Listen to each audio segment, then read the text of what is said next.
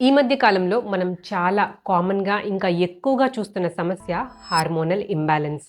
ఇది ఆడ, మగ అని తేడా తెలియకుండా అందరిలోనూ చూస్తూ ఉన్నాం. అసలు ఈ హార్మోనల్ ఇంబాలెన్స్ అనేది ఒక డిసీజ్ కాదు.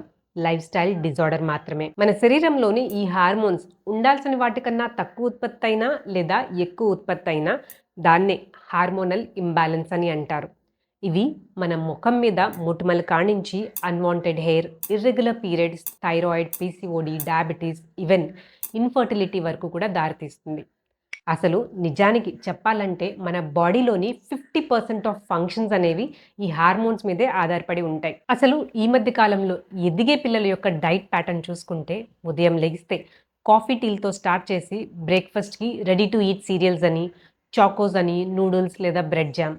మధ్యాహ్నం అయితే ఏ పిజ్జానో, బర్గర్సో, డిన్నర్ అయితే బిర్యానీస్ ఇంకా లేట్ నైట్ డిన్నర్స్. ఇవన్నీ కూడా వాళ్ళ హార్మోన్స్‌ని బాగా డిస్టర్బ్ చేస్తున్నాయి.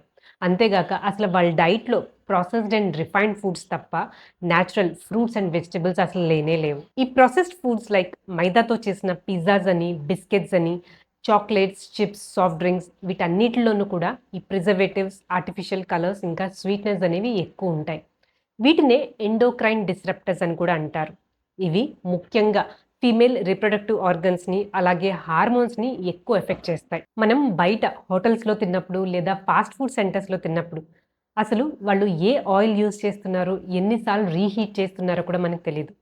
ఈ రిఫైన్డ్ ఆయిల్స్‌ని ఎక్కువ యూజ్ చేయడం ద్వారా లేదా ఎక్కువ వేడి చేసి తీసుకోవడం ద్వారా కూడా మన హార్మోన్స్‌ని చాలా ఎఫెక్ట్ చేస్తున్నాయి. మన హార్మోన్స్‌ని ఎఫెక్ట్ చేస్తున్న ఇంకొక మెయిన్ కల్ప్రిట్ వచ్చి యూజ్ ఆఫ్ ప్లాస్టిక్స్. ఈ ప్లాస్టిక్ వాటర్ బాటిల్స్ అలాగే ప్లాస్టిక్ కంటైనర్స్ ఎక్కువ యూజ్ చేయడం వల్ల కూడా వాటిలోని నానో పార్టికల్స్ అనేవి మన బాడీలోకి వెళ్ళి అవి మన హార్మోన్స్‌ని దెబ్బతీస్తున్నాయి. ఆడపిల్లలందరికీ కూడా నాదొక ఇంపార్టెంట్ సజెషన్. మీరు యూజ్ చేసే ఈ క్రీమ్స్, కాస్మెటిక్స్, పర్ఫ్యూమ్స్, డియోడ్రెంట్స్ ఇవన్నీ కూడా తగ్గించి వాడండి.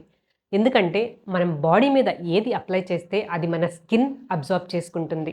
అది మన హార్మోన్స్‌ని కూడా ఇండైరెక్ట్‌గా ఎఫెక్ట్ చేసే ఛాన్సెస్ ఎక్కువ. ఈ మధ్య కాలంలో అసలు చదువుల పేరుతోనూ లేదా ఐటీ జాబ్స్ పేరుతోనూ అసలు బాడీలో మూవ్‌మెంటే ఉండట్లేదు. చెప్పాలంటే మన బాడీ అసలు మూవ్‌మెంట్‌కే డిజైన్ చేయబడింది. యాక్టివిటీ లేకపోవడం ద్వారా మన బాడీలోని ఆర్గన్స్‌కి బ్లడ్ సర్క్యులేషన్ సరిగ్గా అందక హార్మోన్ సరిగ్గా రిలీజ్ అవ్వట్లేదు. సో, మీ బాడీలోని మూవ్‌మెంట్ ఉండేలా చూసుకోండి. లేదా డైలీ కూడా ఏదో ఒక యాక్టివిటీ ఉండేలా చూసుకోండి. మీ హార్మోన్స్‌ని బ్యాలెన్స్‌లో ఉంచడానికి నిద్ర అనేది ఒక నాన్ నెగోషియబుల్ ఫ్యాక్టర్ అని చెప్పుకోవచ్చు. టీనేజర్స్ అందరికీ కూడా నాదొక చిన్న సలహా.